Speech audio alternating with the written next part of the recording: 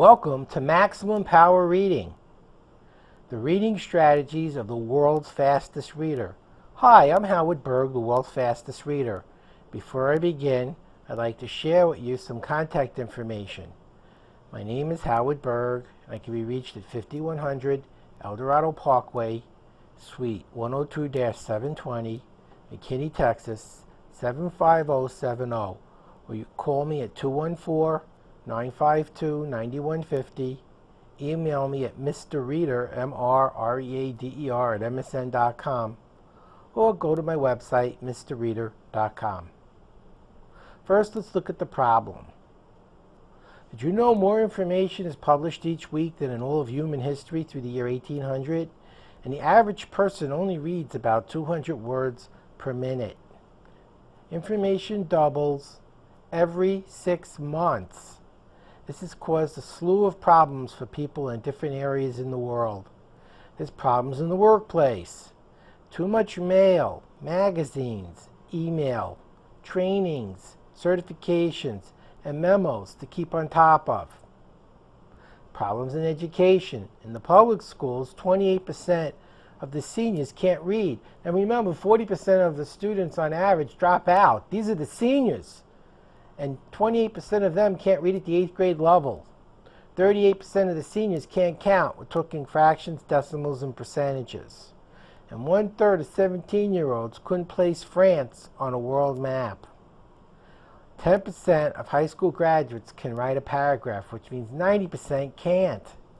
This causes another slew of problems in college, where 70% of students enrolling in the 2-year colleges will not graduate, and 50% of the students enrolling in the 4-year colleges will not graduate.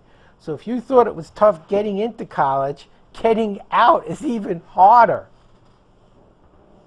And then there's the baby boomers, who want to stay mentally fit as they grow older. Scientific American found a relationship between poverty and illiteracy, and they pointed out that there's many good-paying jobs available. In fact, many jobs go unfilled. The problem is that you need to know how to read, write, and count to get the skills necessary to get the jobs. So they said that the real solution to the poverty problem in the United States is through education, by training the people who need the jobs on the learning skills they need to get the jobs where there aren't enough people filling the jobs. Fortunately, I found the solution. I've been teaching people how to use my solution for years, and we've had some phenomenal results. Here are some amazing examples from people just like you. Here's Brad. Brad finished his 4-year college degree in only 6 months. Went on to learn Chinese fluently in 3 weeks. He became a missionary. So for his goal, getting a degree quickly was very important, and he wanted to go to China as a missionary. But he was able to do this in such a short amount of time. Was it a fluke? Here's Micah. He passed the California bar exam at 19. It means he finished college and law school. His 22-year-old brother is an attorney and flight instructor. His 15-year-old sister is a first-year law student, and his 17-year-old brother is a second-year law student. Are you beginning to see a pattern? This is me, Howard Berg. I completed the 4-year psychology program at the State University of New York at Binghamton in 1 year by taking 6 science courses a semester in my senior year. I took a graduate course in educational psychology by reading the book 4 times in 7 hours. I took the advanced placement test, which was 6 hours and 50 minutes, and got a B+. 4 graduate credits for 7 hours and 50 minutes worth, $65. Doesn't that make a lot more sense than sitting in a room for 5 months and spending several $1,000s to do it? How to learn Photoshop, to teach it on a cruise ship. I had 10 days to learn Photoshop to train photographers. The normal learning curve on Photoshop is 2 to 4 years, and I did it in only 10 days. And I learned Microsoft Word in 90 minutes. That's the beauty of this. I don't get up each day saying, I wish I could read 1,000 books. I get up each day looking for new things I can learn, new skills I can get. And by learning how to learn, learning how to read, I'm able to do that. And I want to share with you today what I've done so you can begin to reap some of the same benefits for yourself. Here's what we're going to cover in today's program. First, how does your mind decode text? This is one of the big differences between this and a lot of other reading programs. They focus on speed. I don't think people want to read a book quickly and not remember anything. I think they actually want to learn something. I'm more interested in seeing you learn more than just speed up. By teaching you the psychology that your brain is using to make sense of text, you'll have more control over the entire process. So you can slow down when you want to and speed up when you need to. Then we'll learn the mechanics. For the brief moment that we're doing that, you won't be able to read it all. And I do that on purpose because we're rewiring your brain to use a different region to process the text. Until that takes place, and it takes about 20 minutes, nothing seems to make sense. So good news, for the first time in your life, you don't know what you're doing. You're actually doing it right. And I'll go into this in much more detail when we get to it, so you really understand clearly why understanding temporarily won't be important, but ultimately you'll get better understanding. Then we're going to learn how to maximize the results, how to combine the psychology of reading with the mechanics of speed reading to get the maximum speed. Most of you will have doubled your speed in about 2.5 hours time. Then we actually learn how to read for comprehension. When you first speed up, your comprehension will be okay, your retention won't be. We want to fix that. So the second part of the program goes into comprehension. Reading for pleasure, reading for self-study, reading technical material, math, science, computer screens, all the different types of reading and how to modify your skill to fit what you're trying to accomplish. Then we're going to learn some emotional intelligence skills because your emotional intelligence could be a bigger factor in your success than your IQ. Imagine you get nervous taking a standardized test or a certification exam, or tired. What does that do to your grade? I'll show you how to fix that problem. We'll also learn effective study strategies, so we're not just looking at a book quickly, but we know what we're looking for and what to do with it once we found it. And finally, we'll learn how to develop a powerful memory so you don't forget everything you learned 5 minutes later. I'm including with this program a free Around the World in 80 Days bonus book in case you need something to read and don't have anything available. First thing I'd like to do is to calculate your reading speed so we can see how much better you're doing as a result of taking this program. Go to your reference material. If you haven't printed it out already, then pause the program and do so. And once you've done that, come back to the program. What I'm going to have you do in a moment is go to page 2 in your reference material. And I'm going to have you read for a full minute using the reading sample at your normal reading speed. I want you to get comfortable and get ready to begin. And when I say begin, we're going to start reading the way you always read. Again, page 2 in your reference material. Get comfortable, ready, begin.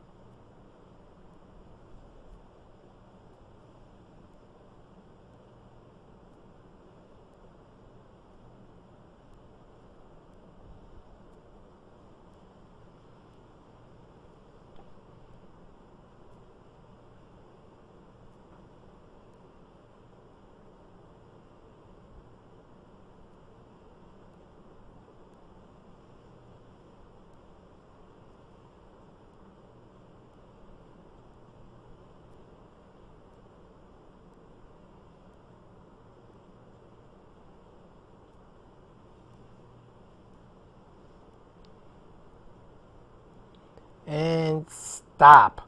Excellent. That was 1 minute. Now, let's see how to calculate your initial reading speed. Look at the line you just read, and there's a number in the left margin. I want you to multiply that number by 10. Here's an example. If you were on line 10, you multiply that by 10, so you read 100 words per minute. If you were on line 30, you multiply 30 by 10, you read 300 words per minute. Now, in your reference material on page 5, there's a reading speed table. I'd like you to go to that table, enter today's date, and put in your starting speed. Later, after I've taught you how to go quicker, we're going to test again, and you'll be amazed at how much faster your ending speed becomes. Let me give you some reading statistics so you can actually see the significance of the number you just calculated. The mode of reading, the most commonly seen number of words per minute, is 200. And the range of normal reading is 150 to 400 words a minute. And that's where most people would be. Now you might be below that. I wouldn't be too alarmed if you're a little bit below that. But if you're way below that, like 10 words a minute, that could be a problem. And you really don't need to take a speed reading program. You really need to learn how to read. Let's get into the nuts and bolts of the program. What determines your reading speed? Well, when you read the road at 70 miles an hour, you have no problems. You read front, back, left, right. You're able to watch the gauges, listen to the radio, talk to your friends, get on a cell phone, all at the same time. You're reading a book at 200 words per minute. You're lucky the next day if you remember the name of the book and who wrote it. Why is reading the road easier when it's actually far more difficult? It's related to how you comprehend text. The first step in learning to read is learning letters, and we read D-O-G. And right here we see Buffy the puppy, who is a dog, my dog. Next we learn to read words. Instead of seeing D-O-G, we see the word dog. Where I grew up in Brooklyn, we pronounce this correctly, dog. Where we live now in Dallas, they pronounce it a dog. Whether it's a dog or a dog, notice something interesting's happened. Your brain stopped seeing the letters and started to see an entire word. In the third step, you don't see words, you see groupings of words. The word hot dog isn't hot and a dog. It's a food, and your brain has no trouble recognizing the two words as a single object. In the same way, we could see a larger chunk, like United States of America, and view this grouping as a single meaning instead of as four separate words. So we start off by reading letters, we begin to read words, we start to read groupings, and as we read larger and larger groupings, we're able to take in more and more information faster and faster, and that's precisely what we're going to learn how to do today. So what determines reading speed? Well, when you're reading the road, everything is a movie. But when you read in a book, you hear one word at a time, as if there was a voice inside of our head speaking to us. So when we read in a book, we're using our eyes to hear a book, but seeing is analog. Analog information is taking in everything as pictures, as huge chunks of data, which is why it's so easy to read the road. Hearing is digital. We hear one word at a time. When you play a song, it takes time to play because it's digital. When you look at a painting, it's instantaneous. Reading is using the eyes to hear instead of see. By learning to see in a book, seeing is more powerful, and you learn to view the movie in a book that you're viewing while driving in a car. It will increase the amount of text that you take in and your ability to process it. Viewing a text increases your reading speed. It's simple. So how do we do this? We do this using a concept called schema. Now, science likes to use big fancy words, so schema is a big fancy word, but it's really very simple in its meaning. Schema is your map. Schema is your experiences. Schema is your database. Schema is your memory. Schema is what you know before you start reading. It's everything that's already in your brain, and it's this ability to relate what you see in a book to what you already know that allows you to read. Schema also engages the unconscious brain. You can spot people, even in a crowd, using schema. You go to the mall around Christmas time, and there's thousands of people mulling about. But if you see a friend or a neighbor, someone you actually know, you spot them from the crowd because they're significant to you. And your brain unconsciously looks for the faces in the crowd that are relevant to your brain. In the same way, we can learn to do this in a book. And let me prove this to you. I want you to make a mental picture of everything around you that's colored blue. Take a moment, look around, make a mental picture of everything around you that's colored blue. Now I'd like you to close your eyes. Just take a moment and close your eyes. And with your eyes closed, I want you to remember everything you looked at in the room that was colored red. Open your eyes. Think about what just happened. Blue things got bigger, brighter, louder, more pronounced because they were relevant to your brain. The schema of blue became significant, and so your brain amplified everything blue. Everything else, including red, got smaller, dimmer, and further away. Your brain paid less attention to what was red because it wasn't part of your schema. So when we're reading a book with a purpose, the brain focuses on what it needs to learn, and it brings the details to your attention. And that's precisely what we're going to learn how to do in this program. Not all reading is the same. A lot of people make the mistake of thinking that reading and learning are the same thing. It doesn't matter how many pages you read or how long you read. It's what did you actually learn that's significant. And there's actually 3 different kinds of learning: literal, implied, and inferential. Let's go over what they are so you can see the differences. Literal information is what I call level 1 learning. It's the people, places, things, and it's often their actions that we memorize when we're reading a book. It's actually the words on the page. It's literally what you see on the page, and often that's what we have to learn. Level 2 learning is called implied learning. The author expects you to already know this information. They don't have to explain everything, like what's a woman, what's a dress. If you read a sentence that says the woman wore a red dress, you'd be expected to know that a woman is a female. What's a female? Female's a double X chromosome. What's a chromosome? What's an X? Somewhere your map and the writer's map have to have an alignment for learning to take place. And it doesn't always align, and learning doesn't always take place. This is especially true in some of the books you might read in college, like a calculus book, where the writer might say, this is easy, or this is obvious, or everyone knows. And it isn't easy, and it isn't obvious, and everyone doesn't know. And so you find it difficult to learn because there wasn't an alignment that took place. That's why you need to be careful about what books you pick. You want to try to get a book where the writer actually explains what they know. So the writers spent 30 years learning calculus, so they have a lot of schema. They actually understand the information. You have a blank sheet of paper. If they said, this is easy because, and told you what made it easy, you might actually learn it. So when I say the woman wore a red dress, you know exactly what I mean because you know what all the words mean. Now sometimes implied reading creates problems because people assume we all know the same things, and we don't. People have different maps, and they experience the same thing differently. Let me give you a good example. Suppose you're reading the book Moby Dick.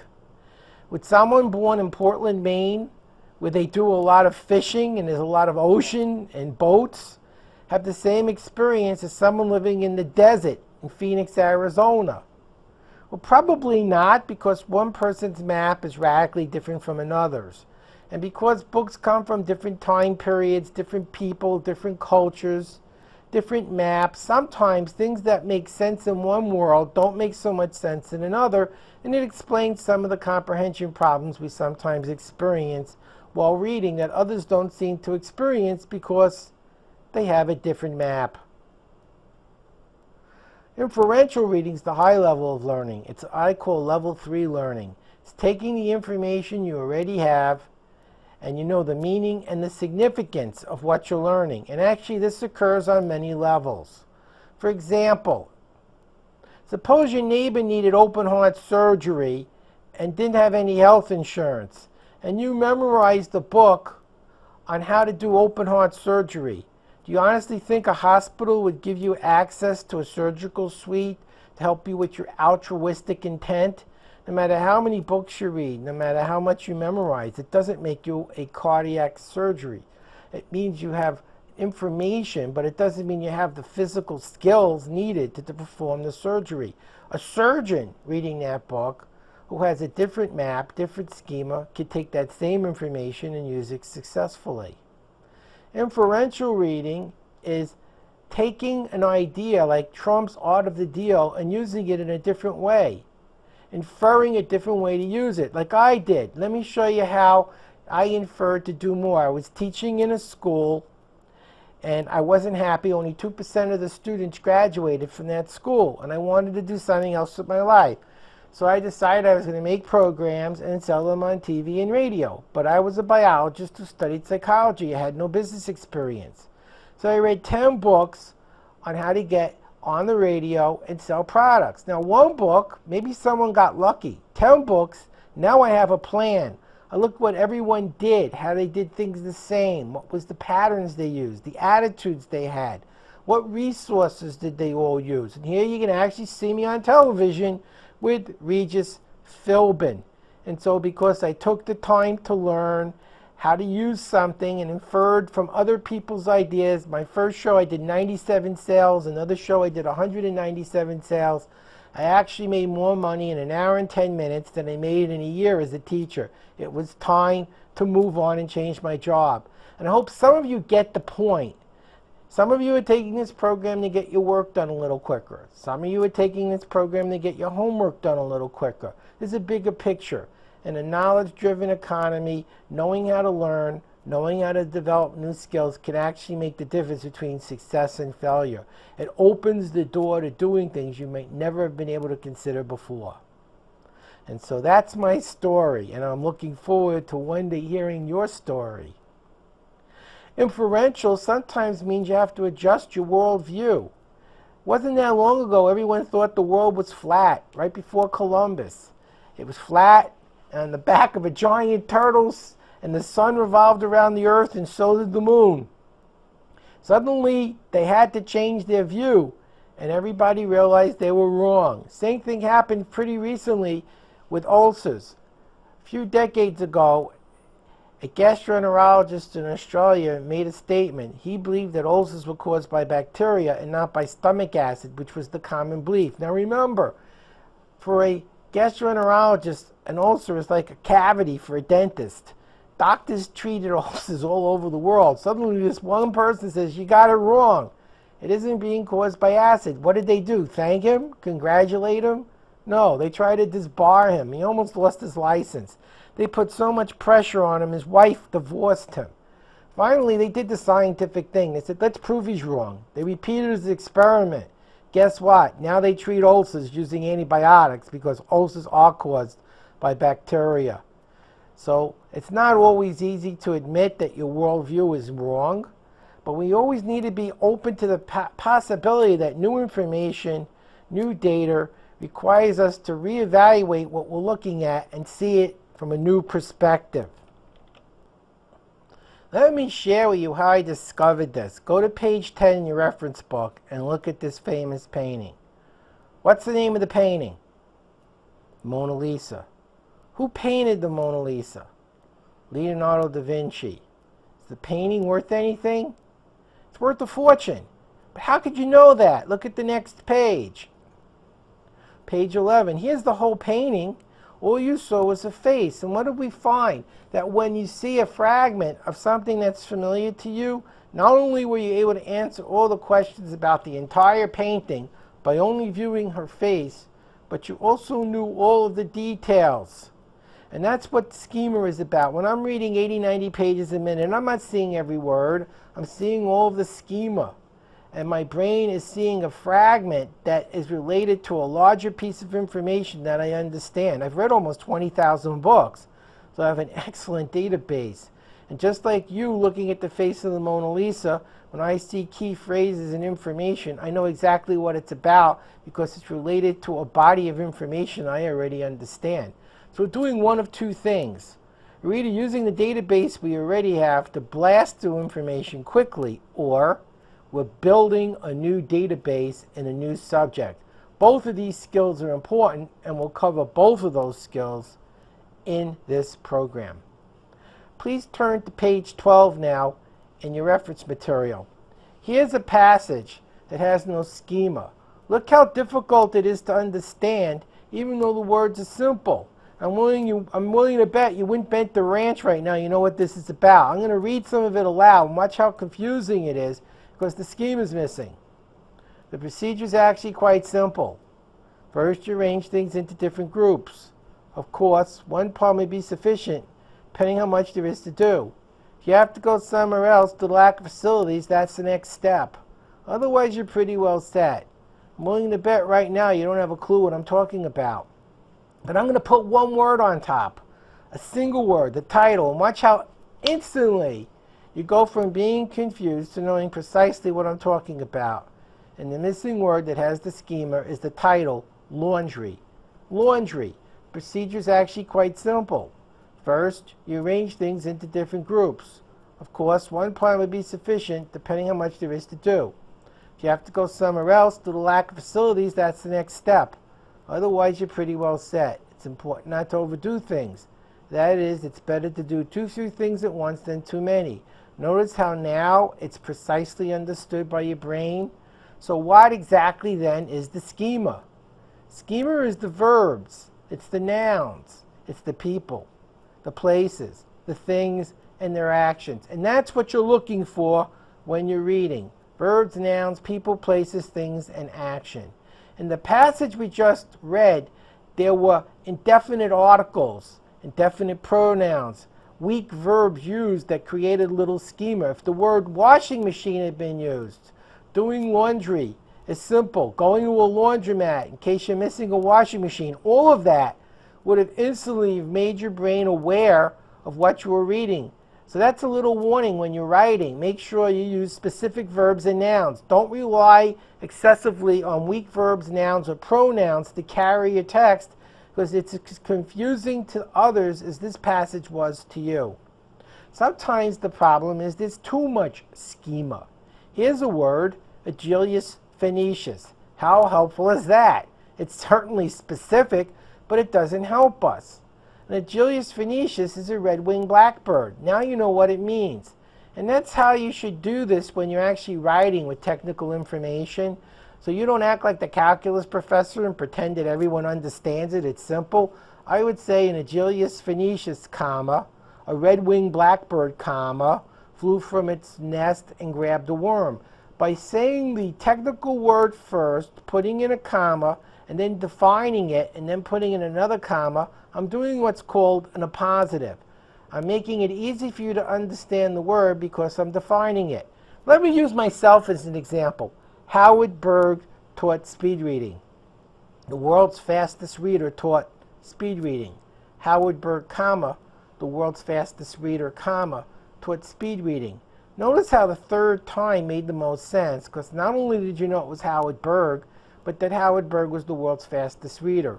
So when you're writing, make sure when you use a technical term that may not be understood by someone else, you put a comma after it and describe what it means.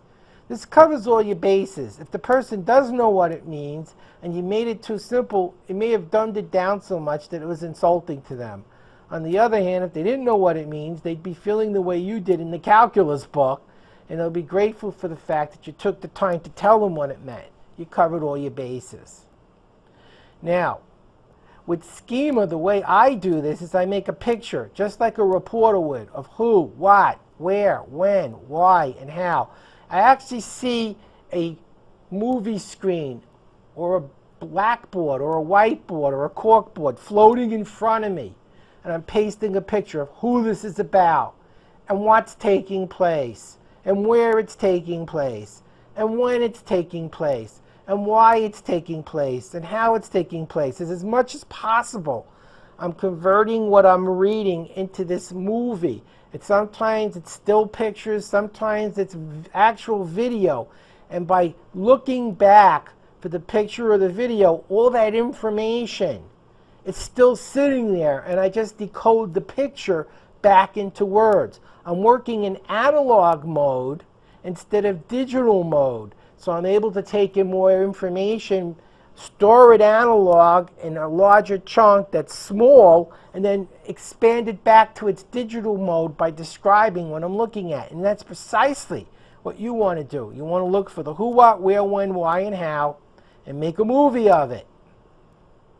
If you go to page 13 in your reference material, you'll see this picture. And when you look at this picture, you start to see the image of a dog. But if you look at it closely, you'll notice there really isn't a dog. It's splotches. This is schema. This is a concept that psychologists call closure. The brain tries to make sense out of patterns. And so it sees something that appears like a Dalmatian or some sort of a spotted dog, and so your brain sees the dog. And that's exactly how the brain reads at high speed. It begins to see more patterns and less words, and it begins to make perfect sense with just a very little bit of practice. Now, if you go to page 14 in your reference material, I'll show you how your brain can do this pattern recognition in text. I actually received this in an email. Only smart people can read this. I couldn't believe I could actually understand what I was reading. The phenomenal power of the human mind, according to a researcher at Cambridge University, doesn't matter in what order the letters in a word are. The only important thing is that the first and last letter be in the right place. The rest can be a total mess, and you can still read it without a problem. This is because the human mind does not read every letter by itself, but the word as a whole. Amazing, huh? Yeah, and I always thought spelling was important. If you could read this, pass it on. So when people ask me, did you read every word on the page? The answer is yes and no. I read all the meaning on the page. I picked up all the relevant information on the page, but I didn't need to read every word on the page to know everything on the page that I needed to learn. My brain works with patterns. Here's another example of how schema makes words meaningful. Watch how we work with words in context, and the context changes the meaning of the exact same word. The bandage was wound around the wound. Wound and wound. The farm was used to produce produce. Produce and produce. Context creates the meaning. The dump was so full it had to refuse more refuse. We must polish the Polish furniture. In each case, it's schema and context that creates the meaning. He could lead if he could get the lead out.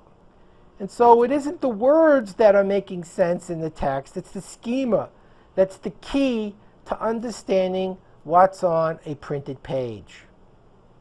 Now, inflection is another very important part of schema, because around 80 to 85% of communication isn't verbal, it's how we say it, our inflection. It's also body language. Here's an example. I like you. How convincing is that? I like you. Sure, I'm happy. So no matter what I'm saying, it's not believable. But what if it was in print? You would hear, I like you. Sure, I'm happy. Because you can't hear the inflection. Let's see how inflection can influence schema. Here's a very simple sentence. I didn't say she ate the sandwich. You look at that and say, it doesn't look like it could be that difficult.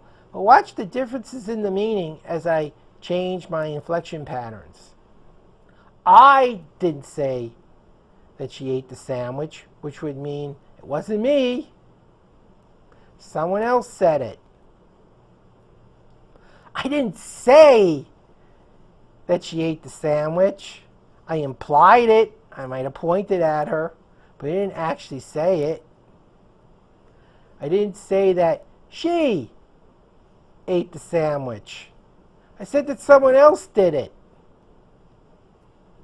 I didn't say that she ate the sandwich. She did something else with the sandwich. Maybe she just tossed it in the garbage. I didn't say that she ate the sandwich. I said that she ate the pizza or something else. Did you see how many different meanings we got just by changing the inflection in my voice? Sometimes the confusion you're having when you read is that the person who wrote had a voice in back of their head telling them what to say. And the inflection pattern that they were hearing was very different than the one that you're hearing. Now, one way to fix that when you're reading is to read a passage aloud and try using a different inflection pattern and see what happens. I rarely do this because it takes a lot of time, but it's one strategy and it could work. You see, today I'm going to teach you lots of strategies, a tool chest for reading and learning. There isn't one way to read that works for everyone. What one person uses to learn math may be very ineffective in learning a language. What they use to learn a language may not be very useful in a science book. What they use in a science book may not be much fun when reading a fictional novel for pleasure. By teaching you all these different strategies, by giving you these different options, this program will customize to you your learning style, your strengths, and your weaknesses. So you'll know precisely which tool works best for you for the level of learning and the type of subject that you're learning at any given time. And that's why this is such a wonderful program and so powerful. Doesn't it make sense that the more brain you would stimulate, the better you'd learn, the easier you retain, and the easier it would be to recall?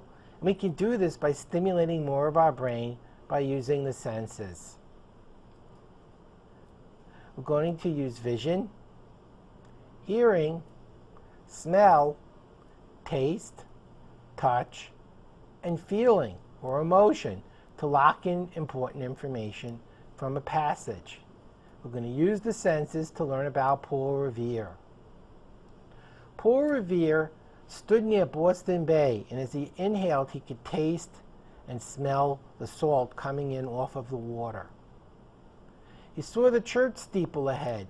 There was one light. They were coming by land. He mounted his horse. He felt the saddle pressing against his sit bone. And he rode through the town. And he could hear the cobblestones cracking against the hooves of his horse. Then he rode through the woods. And he could hear the dirt as he rode through the woods. And he began to smell the pine in the woods.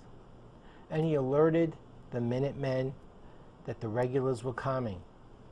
Now, what sensory stimulation did you experience? What did you see and smell and taste and touch and hear and feel? Compare this to what you'd get from a typical textbook. Paul Revere warned the Minutemen that the regulars were coming. Where was your brain more engaged, more stimulated, more interested? It becomes very important to use more of the senses to stimulate and engage the brain as the subject matter becomes dull and disinteresting. Here, let me show you how to learn about malaria. Normally what you would learn is someone has a fever, sweat, and nausea. And you'd memorize fever, sweat, nausea, fever, sweat, nausea. And then you go on to the next disease and the next disease. And when the test said, what are the symptoms of malaria? You wouldn't remember, because all you really remembered was 3 words. You literally studied 3 words. And literal learning is not a good way to learn. Instead, I would imagine I was laying in a bed, drenched in sweat, with a burning hot fever, throwing up and nauseous. And then when someone said, what are the symptoms of malaria?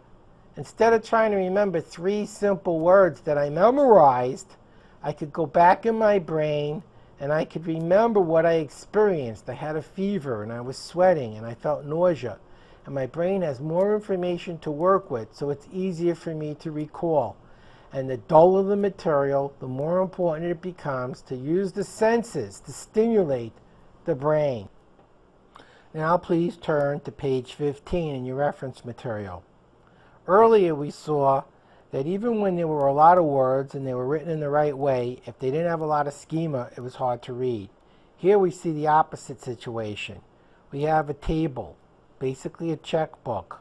There are no sentences, there's no paragraphs, and yet it's easier to read and interpret this table because it has abundant schema than it was to read the other passage that all the rules and writing regulations were followed. It still was easy to read this. Watch what I mean. What happened in this story? Take a look at the story and what happened. We could see that a man had a baby. What was the baby's name? Look for the baby's name. We look for the baby's name. And a lot of people say Robert Cole Jr. And they'd be right. I got it wrong. And I'm going to tell you why I got it wrong. I got it wrong because I grew up in a Jewish neighborhood. And in a Jewish culture, you never name a child Junior. It just isn't done. Now, my grandfather was very close to my family. And when he died, and I had a son later on, I named him after my grandfather. So in our religion, we name children after relatives or friends who have passed away rather than people who are still alive. So it never dawned on me that Robert Cole changed his name to Senior because he named his son Junior. Because it wasn't in my map. It wasn't in my world experiences. And this is an important thing to realize. I'm a very good reader. I got this wrong because culture affects meaning. Different people see the same thing differently from different cultures. Person A looks at the letter in the center of the circle and they see the letter P. Person B looks at the letter in the center of the circle and they see the letter D.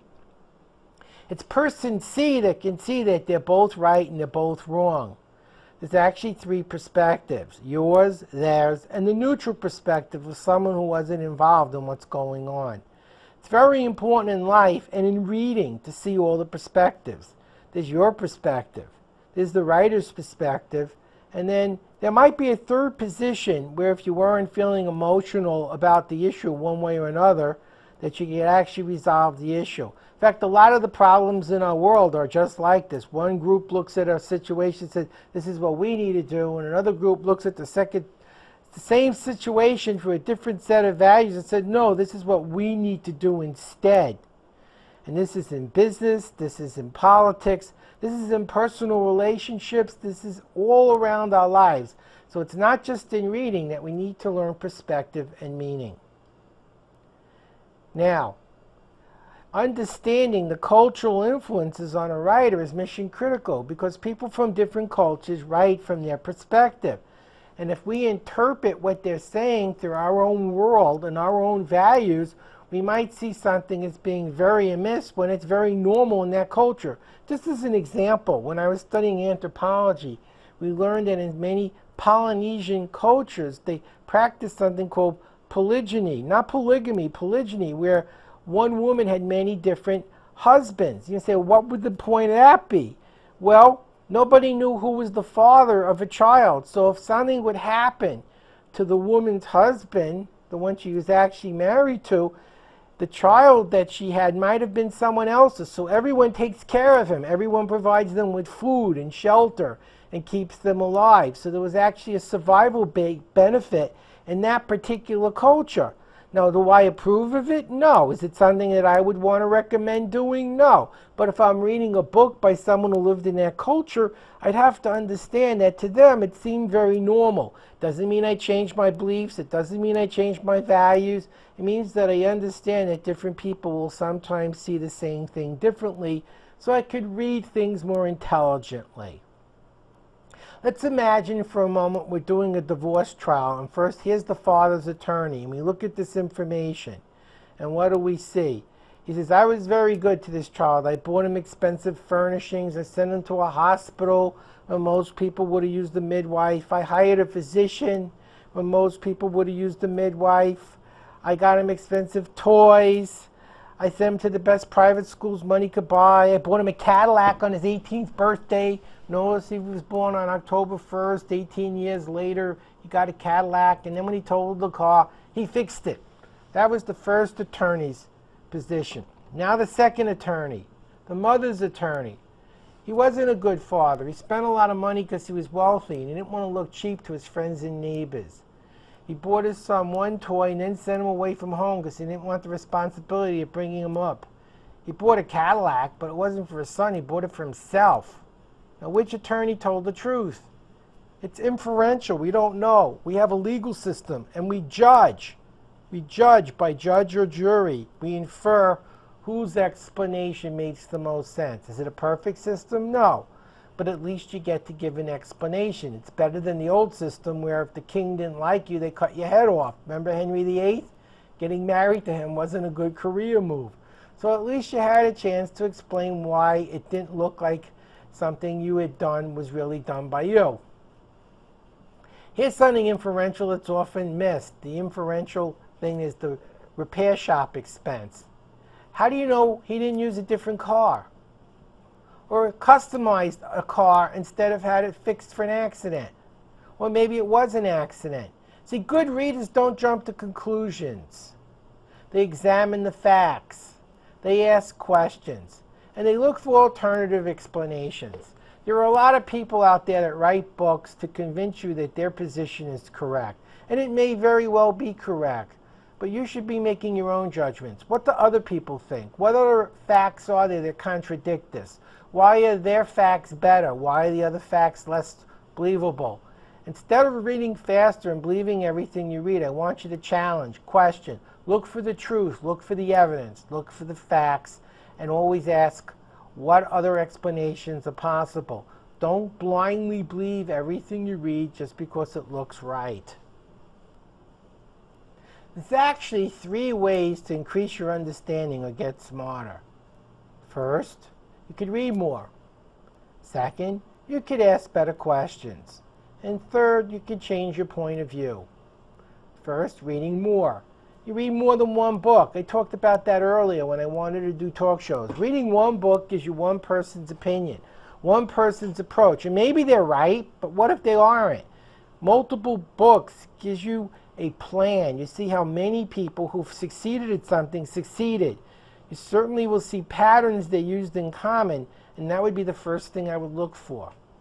I look for different opinions. I want to know why different people feel strongly about the same thing differently so that I can make a better informed decision. I want more facts. And the more facts I have, the better I can make my decision because I know what I'm basing my decision upon. Asking questions to me is one of the single most important things you can do to become more intelligent. Instead of asking, why am I a loser, what would you learn if you asked that? Why am I a loser? Your brain is going to give you an answer. When the conscious brain asks a question, the unconscious brain looks and says, here's why you're a loser, and how's that going to help you? What you should have probably asked is, how can I be more successful? Look how similar the 2 questions are, but look at how much better the answer will be to the second question. Same thing's true when you're learning. Instead of asking, why don't I understand this? And your brain will tell you why you don't get it. How about asking, how can I learn this better? To me, one of the best questions we could ask is, what's the next best thing I can do now? We know where we are. We know where we would rather be. And when we ask, what's the next best thing I can do now? Your brain looks at what your options are to take you from where you are to where you need to be. Be very careful not to ask negative questions. When you ask yourself negative questions, your brain will give you the answer, and it isn't going to be helpful. It could also change our point of view. Here's a very good example of how that was used in physics. In the 19th century, actually at the beginning of the 20th century, there was a conundrum about what was the nature of light. Einstein actually got his first Nobel Prize by proving that light was a particle. A few years later, another group of scientists was able to prove that light was a wave. Now, this is a pretty strange contradiction. Particles have mass, weight, location. It's like a BB. It's real. A bullet. It's real. Waves, on the other hand, are mathematical descriptions, probability curves. They don't have mass and they don't have location. They're completely the opposite. So they didn't have new information. Both experiments won the Nobel Prize.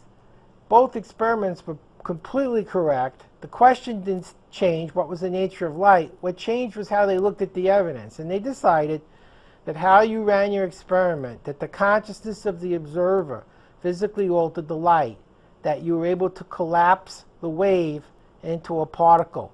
So they changed their point of view because they couldn't find new evidence and they couldn't change the question. And it gave them an answer. Here's another example of perspectives. Here's a glass of water where there are 3 possible perspectives. You might see 2 of them. It's half empty or it's half full. I was teaching this class once and there was an engineer in the room and he said, no, neither of those is the correct answer. The correct answer is the glass is functionally too small for the volume of liquid it contains. Notice how suddenly we see things differently. So we can learn more, we can ask better questions, and we can change our perspective. All of these are in our tool chest for becoming smarter. And now we're ready to learn the mechanics of speed reading because we've completed the fundamentals of how the brain reads. And I think we can all agree now that schema plays a very important role in how the brain reads, and purpose is very closely related to how the brain uses schema. Let's get ready now to learn the mechanics of speed reading. This is the 16-minute drill. It's going to help us increase our reading speed with good comprehension. The first minute, you read at your peak comprehension rate. In the second minute, you double your speed and you read backwards. You don't know what you're reading anyway. Third minute, you triple your speed. You read backwards. You don't know what you're reading anyway. The fourth minute, you go back to reading at your peak comprehension speed. And amazingly, your speed will go up with good comprehension. That's because the part of your brain that interprets the text has been overwhelmed for 2 minutes. It's working harder than it ever worked before. And when it goes back to reading at what it considers normal speed, it's still working harder than when it started. This is going to create some amazing changes in your brain and allow you to read faster. But it also means I need to teach you how to get confused so you can do that second and third minute successfully. That's why knowing and understanding right now is not important. In fact, it works against what we're trying to accomplish. It's a lot like baseball. You often warm up with a weighted bat. The bat has extra weight, or you swing extra bats. So you end up swinging the bat harder when you swing only one bat after getting used to the weight of several bats. And when you swing the bat harder, you hit the ball further. And the brain works similarly.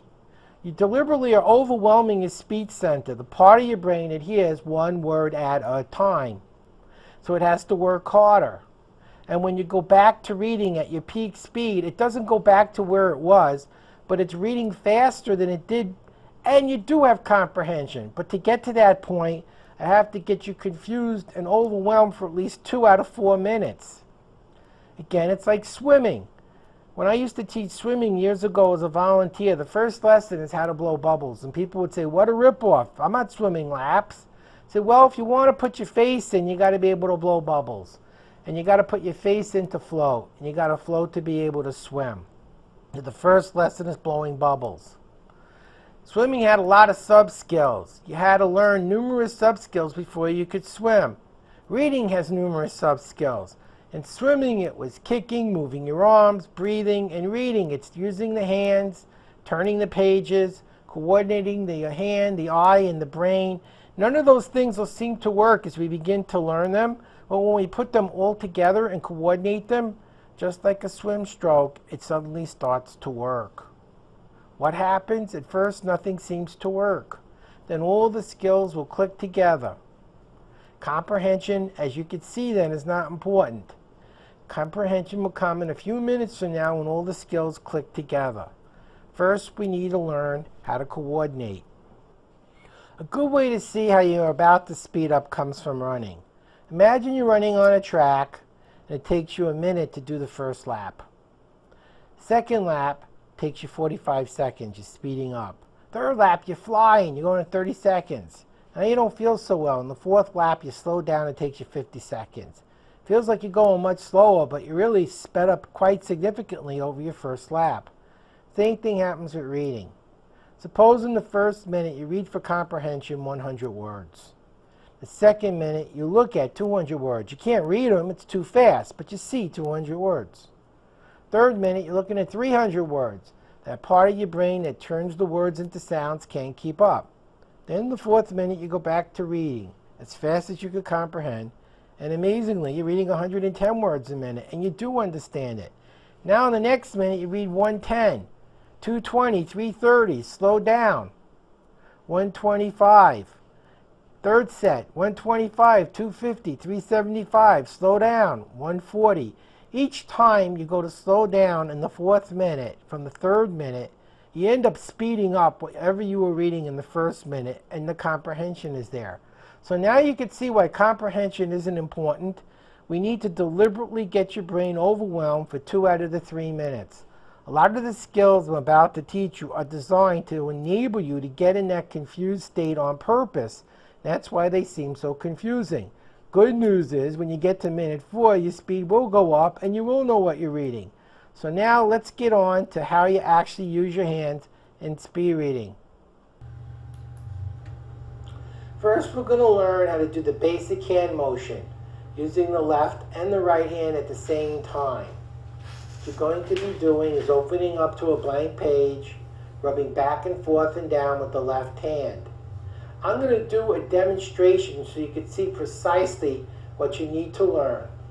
Take a moment and view this video. As you begin reading faster, page turning becomes more critical. You open up to a book that has a blank page at the beginning, just move your hand back and forth and down. Back and forth and down. Since there's no text, you're not going to miss anything. This is strictly mechanics. And when you use your left hand on the right side of a book, I find if you turn your hand a little on an angle, it helps to keep the page flat. So when you're in the middle of a book and it wants to close, if your hand is a little bit on an angle, it keeps the page flat as you're reading, instead of keeping the hand straight and you have the pages doing this. So again, we're going back and forth and down, we're turning the hand on an angle, back and forth and down. That's pretty simple. Now to turn pages, you grab the corner of the page, you go back and forth and down, turn your hand back and forth and down, and turn the page. Grab the next page. Back and forth and down, turn your hand, back and forth and down. Turn the page, grab the next page. Back and forth and down, turn the hand, back and forth and down. It's pretty simple. Now it's your turn. I want you to open up a nonfiction book that's highly familiar to you, that there's nothing in it that you don't already know. And you're going to practice doing what I just demonstrated. If you're not sure, play this back again and view it again. You're going to move your hand back and forth and down, turn it a little on an angle on the right side, back and forth and down, and also practice doing the page turning. Comprehension really isn't important now, so I'm not focusing on that. I'm going to give you 30 seconds. First, I'm going to give you a moment to get the book. When you have the book, continue. And now that you have the book, I'm going to time you for 30 seconds to practice doing this simple hand motion. Go to the blank page on the front of the book. Ready, begin.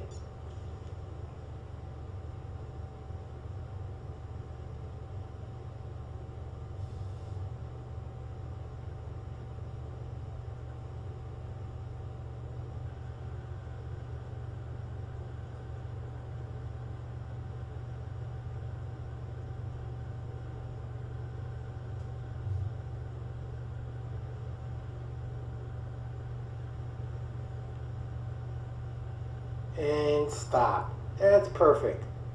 Good. Now,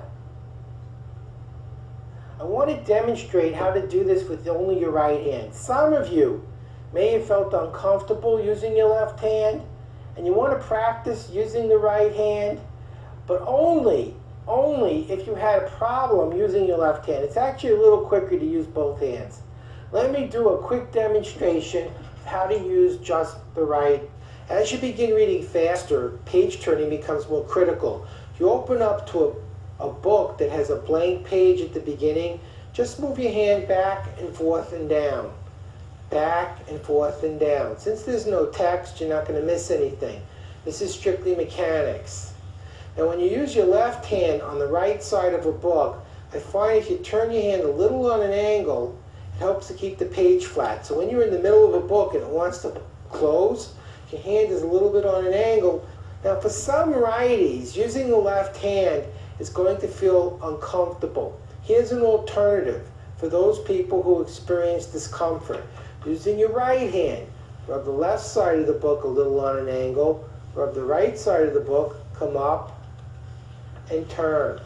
Left, right, up, turn. Left, right, up, turn. It takes a little longer because you can't grab the page until you get to the bottom of the page. Now, for those of you who need to practice using the right hand, because you had difficulty using the left hand, I'm going to give you 30 seconds to practice what you just saw. If you weren't having problems doing it with both hands, then this is an optional exercise for you to take. So open up to the first page. Follow the same instructions you just saw on the video. 30 seconds, ready, begin.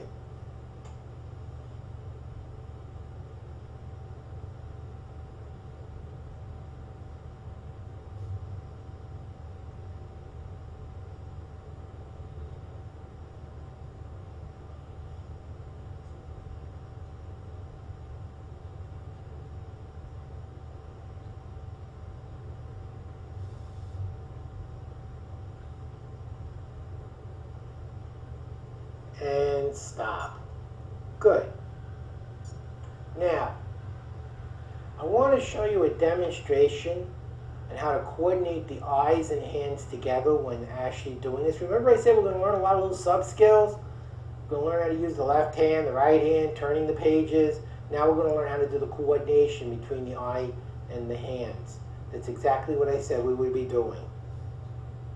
Now one more thing I want to show you here as we're learning page turning is how the eye and the hand can coordinate. Let's pretend this is the eyes.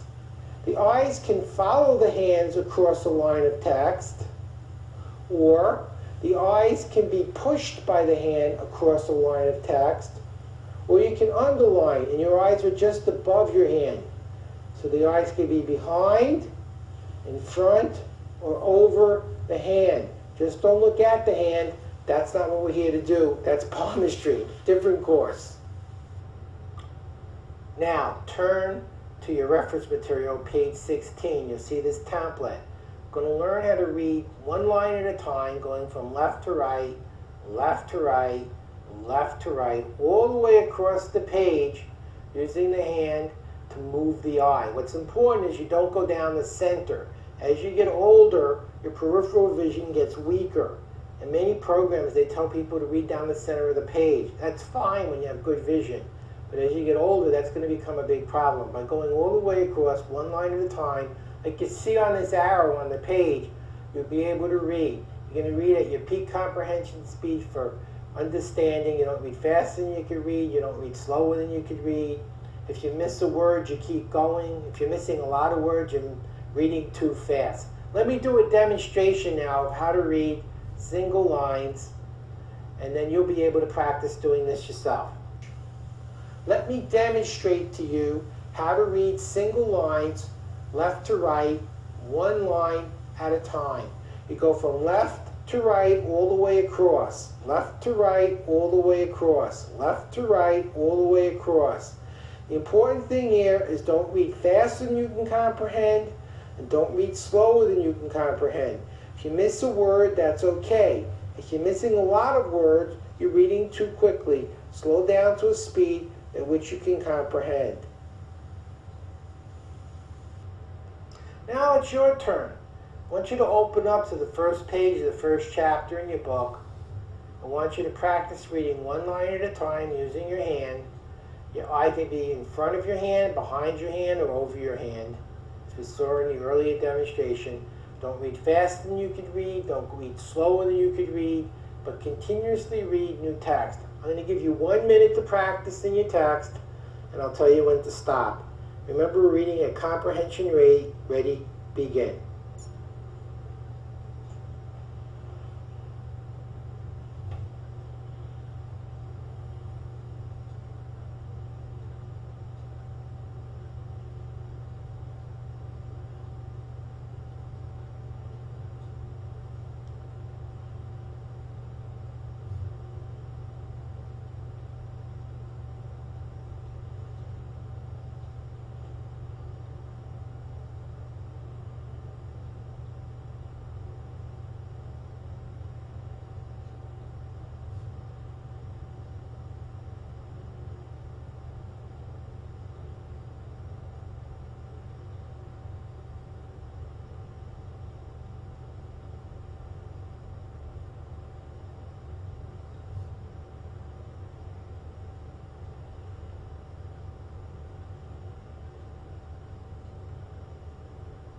And stop.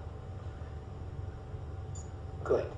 Now, we're going to begin reading more lines faster and faster. Your comprehension is going to be absolutely terrible. What we're doing is we're preparing you to double and triple your speed later during the 16-minute exercise. So comprehension is insignificant. Let me demonstrate how to read 2 lines at a time, and remember, comprehension is not important. This is a coordination exercise, and comprehension is generally very poor. Your hand is going to go across the page 2 lines at a time. 2 lines, 2 lines, 2 lines. See how fast I'm going? Since you don't know what you're reading anyway, you want to force the eye to go quicker and quicker and quicker and quicker. It's the coordination and keeping the brain engaged even though it doesn't know what's going on and feels confused. That's the purpose of this drill, to force the eye to do something the brain is uncomfortable doing, so we can do that 16-minute drill successfully later. Now it's your turn to practice reading the same place you read before, 2 lines at a time. To make sure you're doing it right, I'm going to talk. I'm going to go 2 lines, 2 lines, 2 lines. I want you going that fast. You don't know what you're reading anyway. So you might as well speed up, which is really what I'm trying to get you to do. As long as you see the lines, that's all I'm interested in. Comprehension doesn't matter. So go back to the first page of the first chapter in the book you're using. Get ready, begin. 2 lines, 2 lines, 2 lines, 2 lines, 2 lines. Keep up, 2 lines, 2 lines, 2 lines, 2 lines, 2 lines, 2 lines, 2 lines, 2 lines, and stop. Go back to where you just began. Comprehension was absolutely terrible, wasn't it? Won't get any worse than if we do 4 lines. All that'll change is we see more and we're still confused. So let me now demonstrate how to view 4 lines at a time in text. To write 4 lines at a time. So I find if I spread my fingers just a little apart, it's a little easier to see bigger chunks. We go 4 lines, 4 lines, 4 lines, turn the page, 4 lines, 4 lines, 4 lines, 4 lines. See how fast I'm going? It doesn't have to be precisely 4 lines. Someone once said, I'm reading 5. Makes no difference. You have no idea what you're looking at. What's happening is you're seeing bigger and bigger chunks, and you're getting your brain confused, which is what we're trying to do in that 16-minute drill to increase comprehension. Now it's your turn. Go back to the first page of the first chapter you were reading in, and we're going to practice reading 4 lines at a time. And I want you to keep up with me. I go 4 lines. You've looked at 4 lines. I was in a class and said, I'm seeing 5 lines. Does it matter? You still don't know what you're looking at. What I'm trying to do is have you look at more and more, quicker and quicker, to get you overwhelmed. If you're feeling overwhelmed, if you have no idea what's going on, that's good. That part of your brain that's used to hearing digitally 1 word at a time is being overwhelmed by the volume of information you're feeding to it. That's precisely what we're trying to do. And as a result of being patient and doing this for just a couple of minutes, you'll spend a lifetime reading quicker with good understanding. So right now, I want you to practice reading 4 lines at a time. Keep up with my voice. Ready? Begin. 4 lines, 4 lines, 4 lines, 4 lines, 4 lines, 4 lines, 4 lines, 4 lines, 4 lines, 4 lines, 4 lines, 4 lines, and stop. Notice you're getting a clean book in dirty hands and very bad comprehension, which is exactly what we want to see happening, only for now. Now we're going to the next level, which is reading entire paragraphs. And if the paragraph is too big to see, and that occasionally happens, especially in some of the older books that were written in a few centuries ago that had huge paragraphs, chop it into pieces that are about 2 or 3 inches high that you can see. Let me demonstrate how to read an entire paragraph at a time. So we see a paragraph, a paragraph, a paragraph, paragraph, paragraph, paragraph, paragraph, paragraph, paragraph, paragraph, paragraph, paragraph, paragraph, paragraph, paragraph, paragraph, stop. And that's what you want to do while you're practicing doing a paragraph at a time. Now it's your turn to practice reading an entire paragraph. Go back to the first page of the first chapter. Using your hand, going to read 1 paragraph at a time. Ready? Begin. A paragraph, a paragraph, a paragraph, a paragraph, a paragraph, a paragraph, a paragraph, a paragraph, a paragraph, a paragraph, a paragraph, a paragraph, and stop. Notice how turning pages isn't what it used to be, which is why we learned to do that first. And of course, your comprehension right now is terrible, and that's what it's supposed to be. You're supposed to be feeling overwhelmed. Next thing we're going to learn is reading backwards, and that's something a lot of people are a little perplexed by. Many languages are backwards. Chinese is backwards. Korean is backwards. Japanese is backwards. Hebrew is backwards. No one says the book's broken. When you look at pictures, you could look at this picture looking from left to right, and you could look at this picture looking from right to left. Why should it be any different in a book? Writing is pictures. pictures called letters and groupings called words, sentences, and paragraphs. Why should those pictures be any different than the pictures you look at all day long? It's a habit that has you reading from left to right, and it's a habit many people can break, but not everyone. Well, if not everyone can do it, why do I teach it? Because many people can. And you might be one of those people. And how will we know if we don't at least try? Remember we said we're going to get a tool chest. You won't use some of those tools. Someone else might. And this is a tool that you might use and someone else might, or something someone else might use and you might not use. And of course, the paragraphs also go into chapters, and the chapters go into text. Why can't we read backwards? Well, many people can and some can't. We all use it when we do the backwards hand motion drill during the 16-minute drill. During the second and third minute, going backwards instantly doubles your speed. Instead of using your eyes like an old-fashioned typewriter, you go from left to right, stop, go to the beginning of the next line. Left to right, stop, go to the beginning of the next line. We go back and forth, back and forth, back and forth. We're instantly doubling our rate of reading.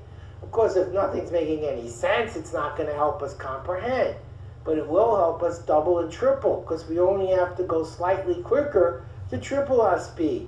So everyone learns to use this skill to go 2 to 3 times faster during the second and third minute of the drill. Many people are amazed to find out by just doing this a little bit, their brain actually learns how to read this way. And it's a perk, but it's not the goal of this program to teach you to read backwards. It's to give you all the possible skills that might work for you. And you might be one of the many who are amazed that they can do it. Now, you don't actually read backwards. This is important. Let me demonstrate. This is on page 17 in your reference book.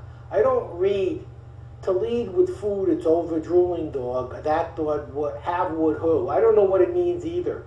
Sounds a little like an old Beatle album when they played them backwards. What I'm looking for is the schema, the who, what, where, when, why, and how. And this is what I'm actually seeing when I'm reading this. Drooling dog, important psychological discovery, 1902, Pavlov, Russian psychologist. Revolutionized learning used a hungry dog. Who is this about? Pavlov. Where? Russia. When? 1902. What did he do? He had an important psychological discovery. How did he do it? He used a hungry dog. Who, what, where, when, why, and how. And if you think about it, when you get tested on things you've read in a book, do you remember every word and every sentence in the book? Or would you remember Pavlov, Russia, 1902, revolutionized learning, used a dog? The words are important in writing to create a coherent sentence or paragraph, but the brain actually retains the who, what, where, when, why, and how. And the more we retain in its pictures, the faster we'll go. So now you see what we're actually doing when we're reading this way. We're not literally reading backwards. We're looking for those patterns. We're looking for the schema, the who, what, where, when, why, and how. And that's precisely what we're looking for. Let me demonstrate to you reading backwards one line at a time so you can see how this is done. And what you do first is you go one line at a time, left to right, right to left, left to right, right to left, one line at a time, left to right, right to left. Comprehension is irrelevant. This is a coordination exercise. Now it's your turn. I want you to be able to go back and forth, one line at a time, using the template that you had in your reference book that we were watching in the video, and it's on page 17, and they give you a minute to go back and forth and down, one line at a time. If you finish, start over again. Remember, comprehension is not important. Going back and forth and down. Ready, begin. Use your hand and use the template.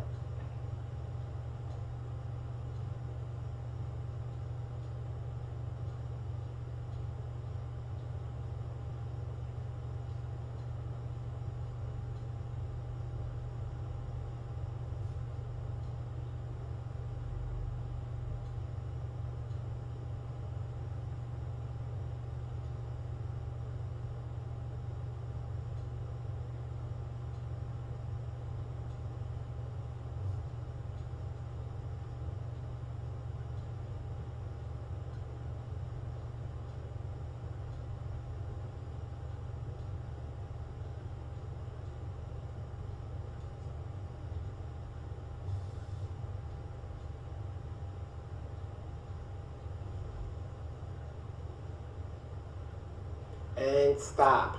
Good. Making some progress now. Now, if you look on that template in your book, you'll notice that there's a line going through it. And imagine that line was a path through a jungle. If you went back and forth and down, keeping your hand on the line, it would be a lot like running through the jungle, and you'd be going over and under, over and under. Let me demonstrate how to read backwards using the template that's in your reference material. Now notice there's a line going over and under each block or paragraph. And on the next page, the lines get very close together near the bottom. There's single lines. So they can be as big as whole paragraphs or as little as a single line. Put your hand on the line and run on the line to the bottom of the next page. Run all the way down to the bottom of the next page.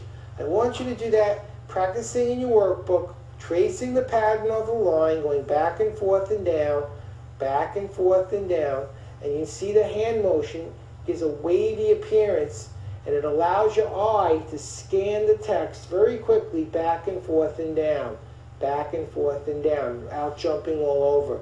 For many people, this helps them to speed up a great deal. There are a significant number of people, however, who don't find this comfortable, and if you find that you're one of those people, then don't do it. Pick the skills that work for you.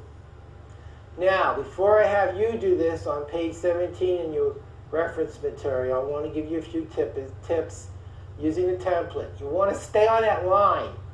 Trace the line going around, over and under, around, over and under, and run to the bottom of the next page where the lines get very close together. I want you to practice reading on the template in your book. I'm going to have you reading on this template for 1 minute, going back and forth and down, back and forth and down. As you finish, and of course you'll finish as you're going very quickly, continue practicing it. It's important for you to get these patterns into your motor memory. So we'll do this for 1 minute. Ready? Begin. Back and forth and down, back and forth and down, back and forth and down.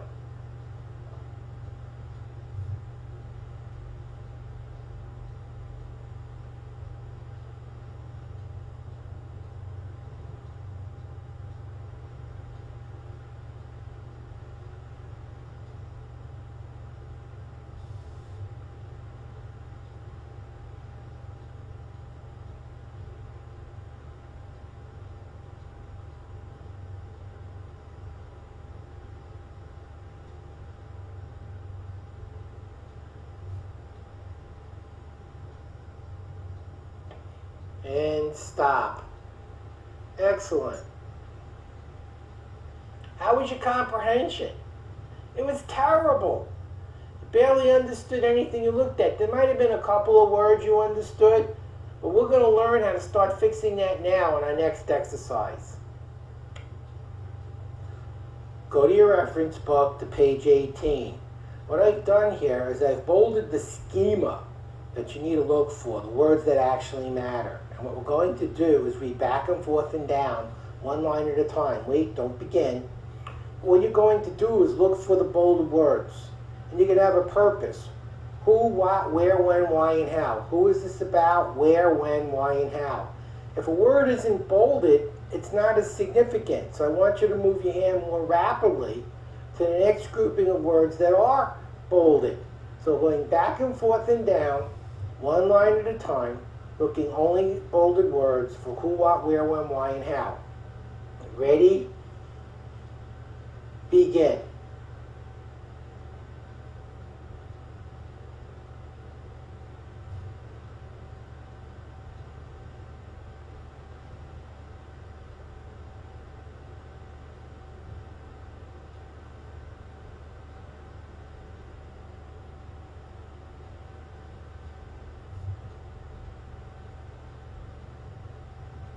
And stop. I have some questions. What was this about? I'm sure most of you realize it was about the American Revolution. When did this take place? 1700s. Where was this event? Who did we read about earlier? And that's what I really want you to focus on. Paul Revere. You didn't know this, but what we learned earlier about Paul Revere has been riveted into your memory because we use more of the senses. I'm about to prove it to you. By asking the right questions, watch how much detail comes back. Then imagine how powerful that system will actually be using more of the senses when you really need to use it. Let's review Paul Revere. Paul Revere stood near Boston Bay, and what did he smell and taste? He smelled and tasted the salt. What did he see in the church steeple? One light. He mounted his horse, and what did he feel? He felt the saddle. He rode through the town, and what did he hear in the town? He heard the cobblestones against the hooves of his horse. And when he rode through the woods, what did he hear? And what did he smell? He heard the dirt, and he smelled the pine. And then he alerted the Minutemen. Did you see how much detail you were able to recall because you used more of your brain's senses to lock it in? Imagine how well this is going to work when you actually need to know something and retain it. Now, let's get ready to practice high-speed reading so we can double and triple our speed during the second and third minute of our drill. I want you to turn to the first page of your book, the one that you're using for this program. Remember, if you don't have one, I gave you a book that you could practice in around the world in 80 days. But I prefer a nonfiction book on a very familiar subject that you know everything about already. And what I'm going to have you do is read it 2 seconds a page. 1, 2, 3, 4, 5, next page. 1, 2, 3, 4, 5, next page. Moving your hand back and forth and down. I'm not concerned about comprehension. This is just to get your speed up. It's a coordination drill. Ready, begin. 1, 2, 3, 4, 5, next page. 1, 2, 3, 4, 5, next page. Use your hands. 1, 2, 3, 4, 5, next page. Make loops. 1, 2, 3, 4, 5, next page. 1, 2, 3, 4, 5, and stop. Now that we've done 5 seconds per page, we're going to double that. We're going to go at 2 seconds per page. 1 1,000, 2 1,000, next page. 1 1,000, 2 1,000, next page. Ready? Begin. 1 1,000, 2 1,000, next page. 1 1,000, 2 1,000, next page. 1 1,000, 2 1,000, next page. 1 1,000, 2 1,000, next page. 1 1,000, 2 1,000, next page. We'll go a whole minute.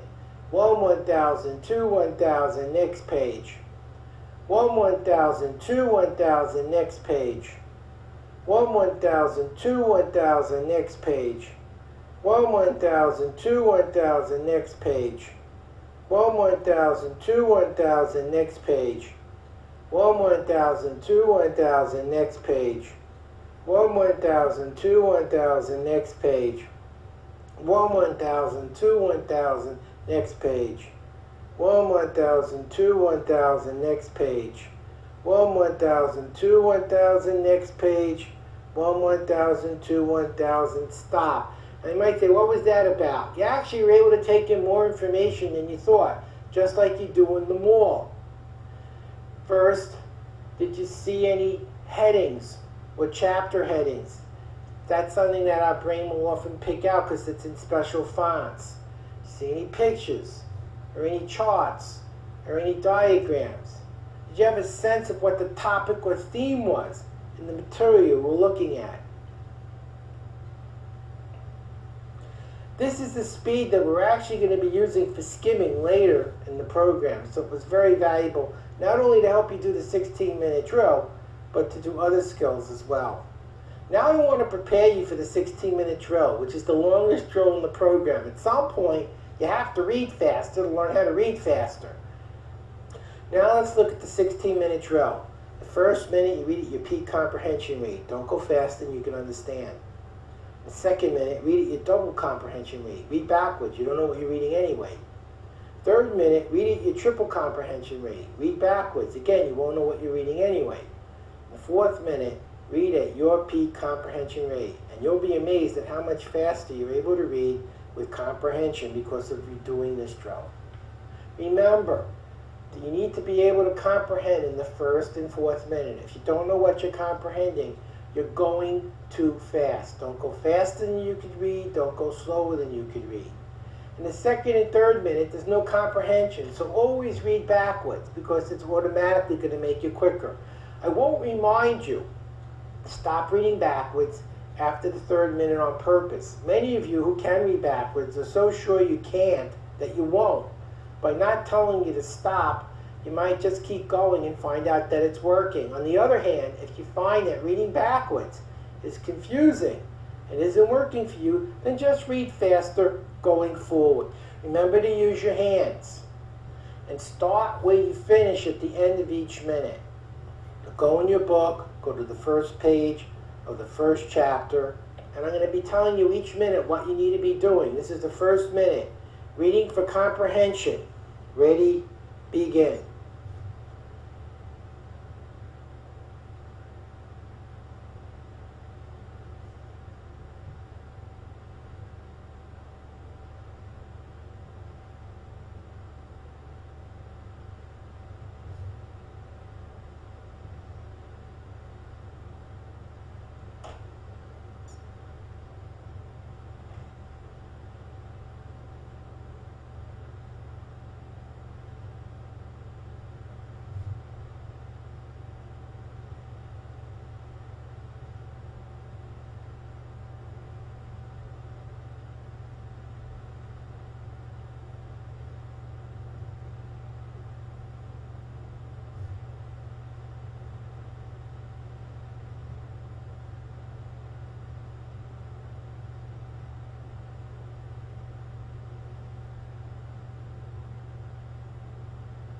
Second minute, begin reading backwards, back and forth and down.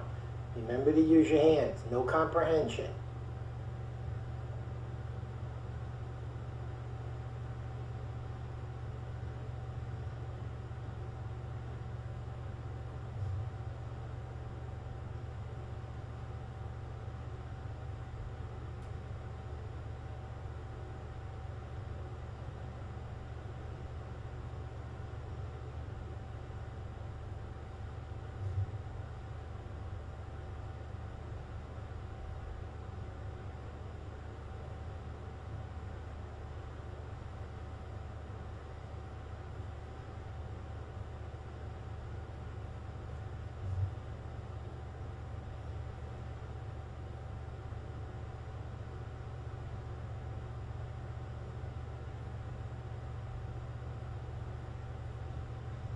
Third minute, begin tripling, back and forth and down, tripling.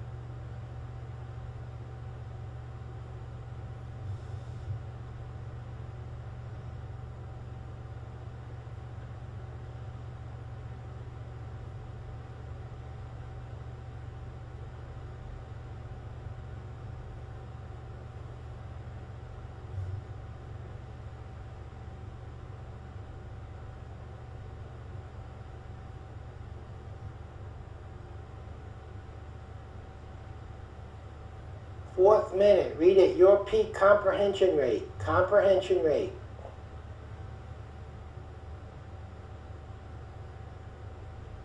Remember to use your hands.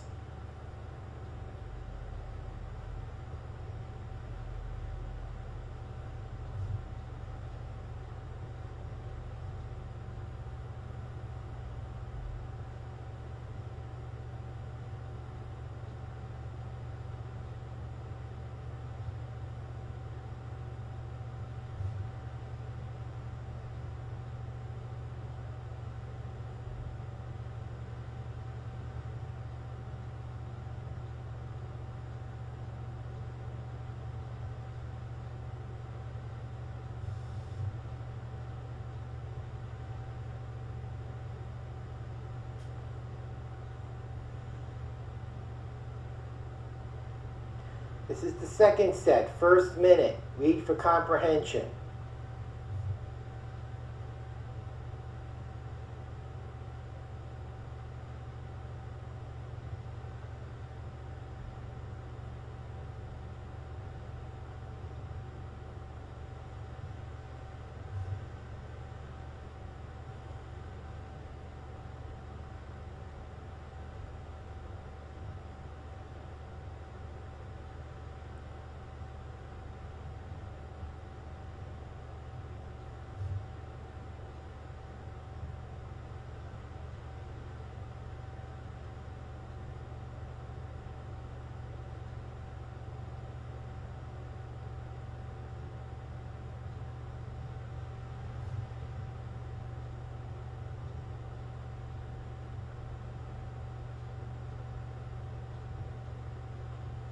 Minute 2.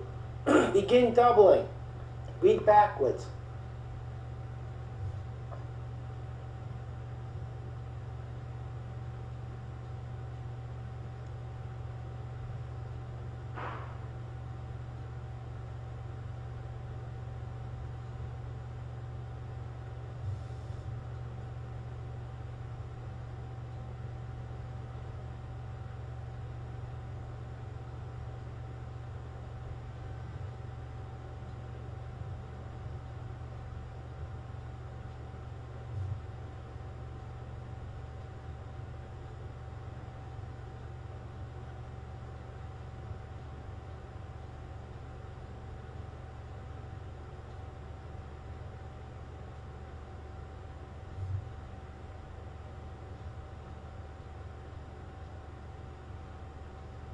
This is minute 3, tripling. Read backwards.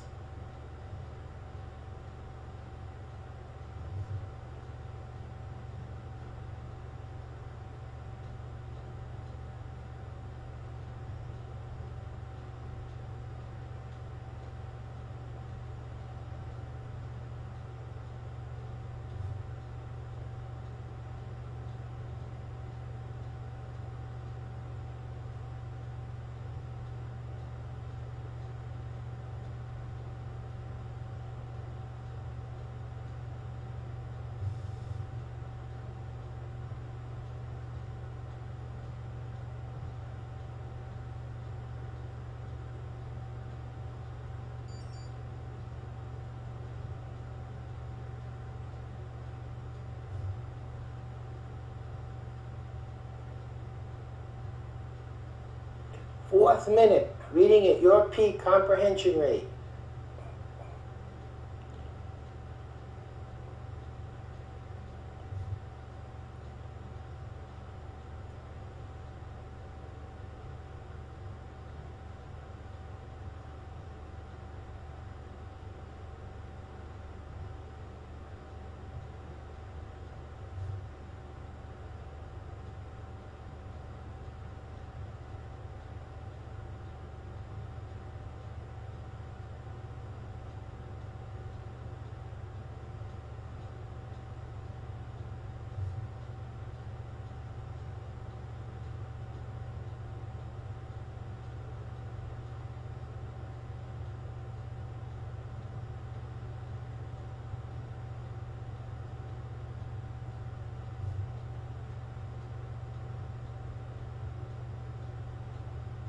Third set, first minute, comprehension rate.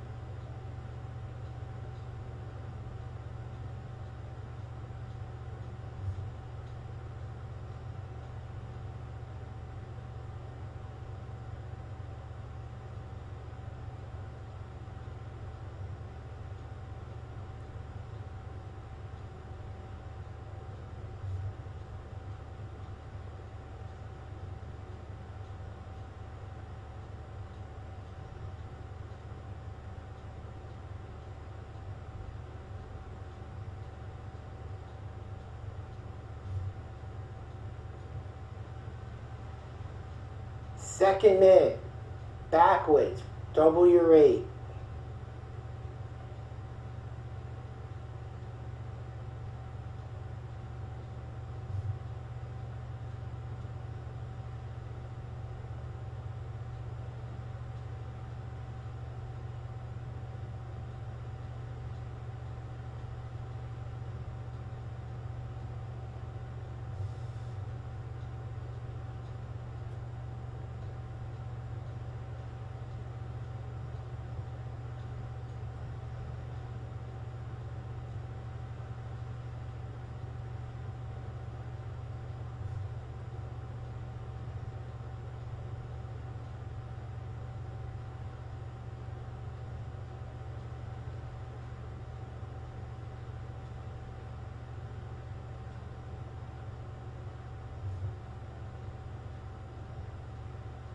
Third minute, triple your rate, beat backwards.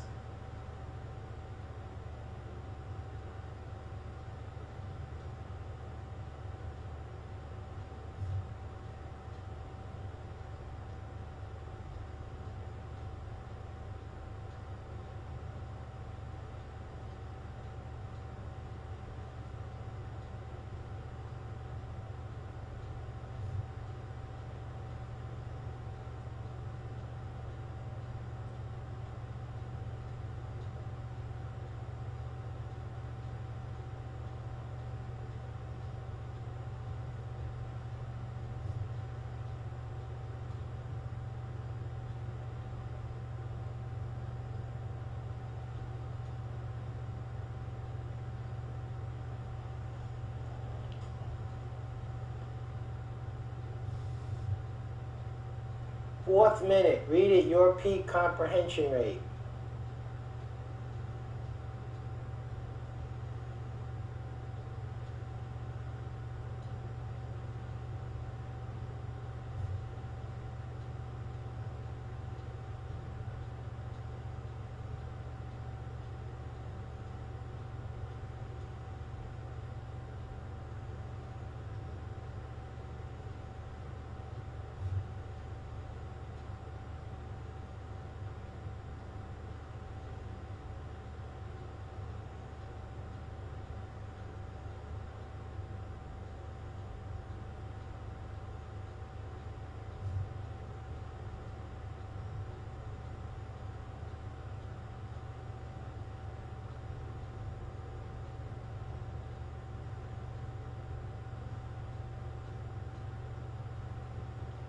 This is the fourth set, first minute, read at your peak comprehension rate.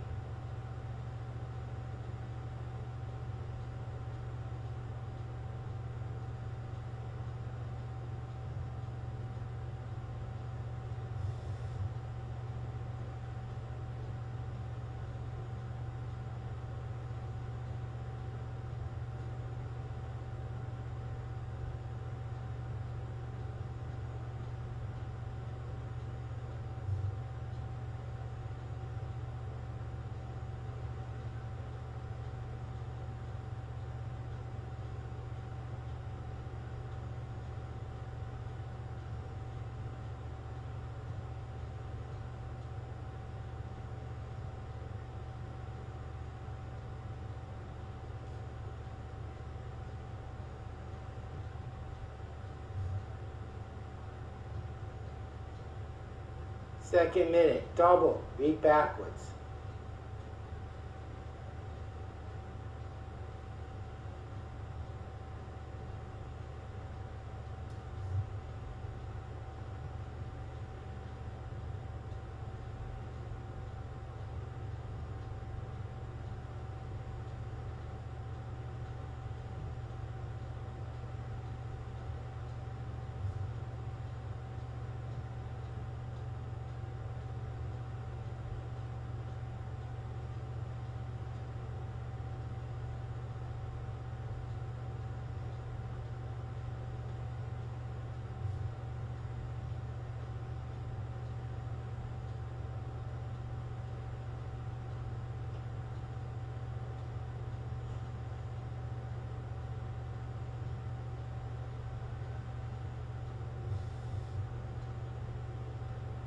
Third minute, triple, read backwards.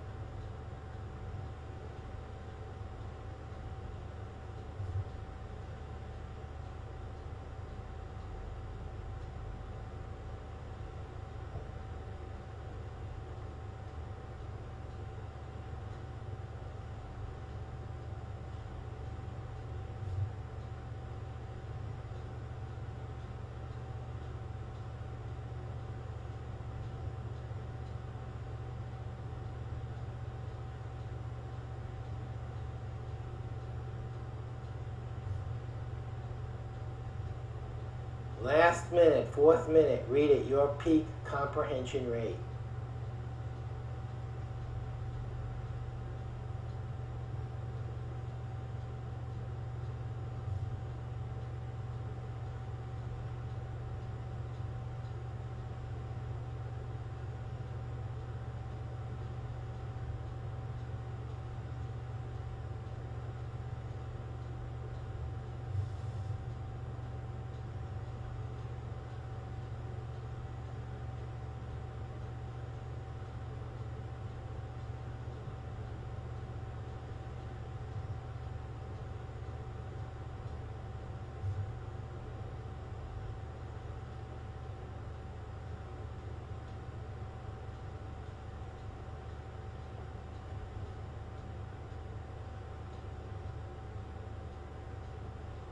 And stop.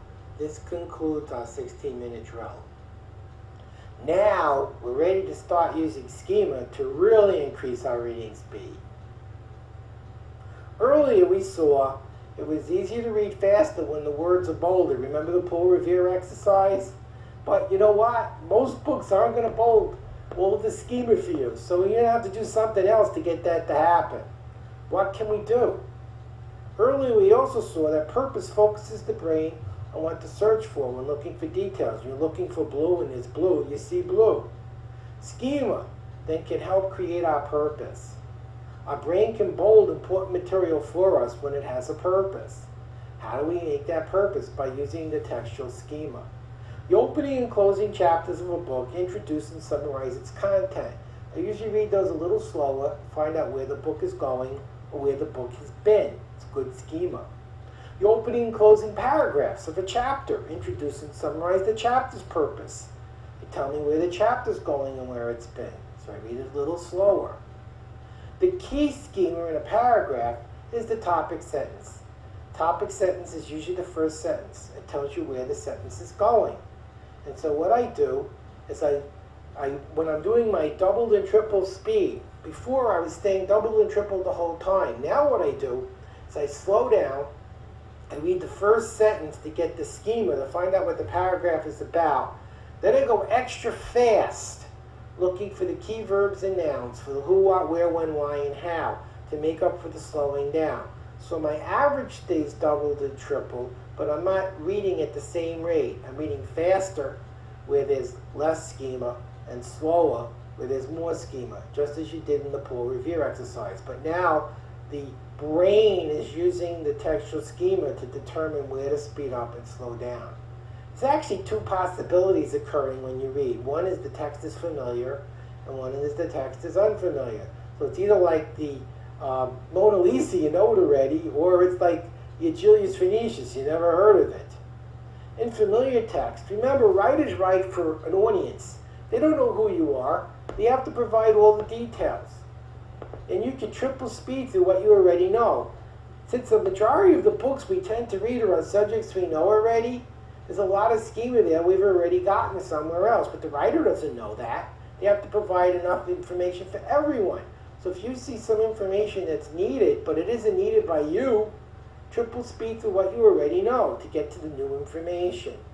In unfamiliar text, we have the same situation. Only about 40% of a book is information. 60% is explanation.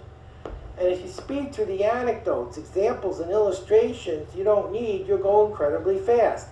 See, what books do is they give us facts, and then they give us ways to understand the facts. And you may need that help. And it's good to use the help when you need it. Wouldn't it have been nice if the calculus professor didn't say it's easy and simple, but actually explained it? What about when you actually understand it and they spend pages and pages explaining something you already know? You know, a good example is the book, The Power of Positive Thinking.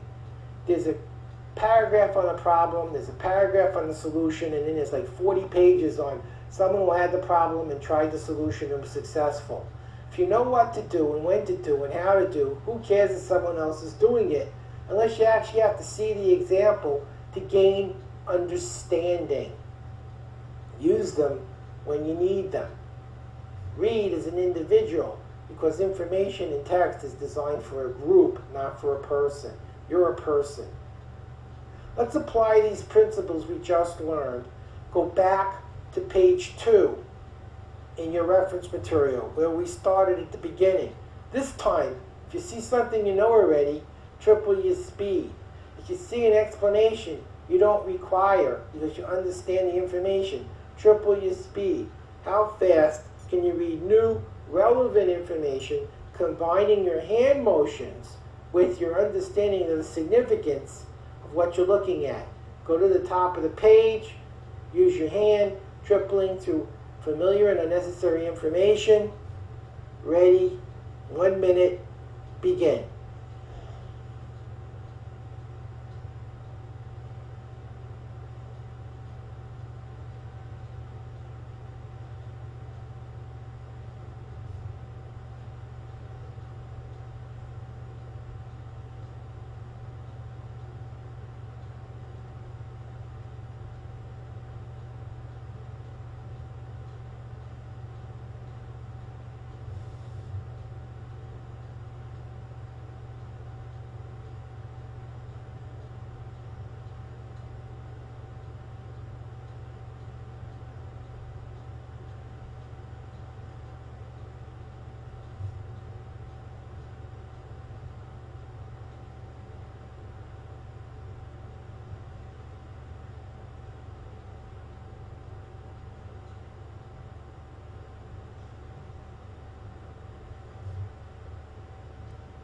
And stop.